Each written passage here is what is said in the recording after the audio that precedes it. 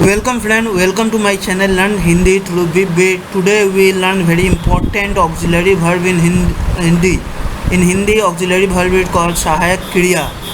If you will go through my previous 5-6 video, you will learn most important word in Hindi. So now you can make Hindi words easily. So it's now time to learn a Hindi auxiliary verb. Please like and subscribe to my channel so that you will get more video related with Hindi learning. So it will help you to learn Hindi in a shortest possible way. Now let's start with Hindi auxiliary verb. Is in Hindi is pronounced as hai, is hai, am are hai.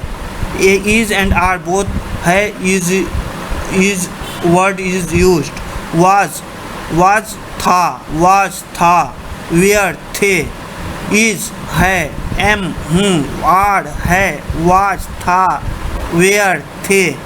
So has पास या होता है, both word पास और होता है पास और होता है.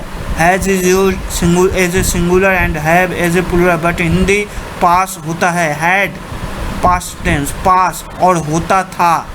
Has पास होता है, पास होता है पास होता था. कैन सकता है, it shows ability of a person. Could सका. मे सकता है, it shows possibility. Might have सकता था. मस्ट जरूर. कैन सकता है, कुड सका, मे सकता है, माइट हैव सकता था, मस्ट जरूर. शैल होगा, विल हैव करना होगा.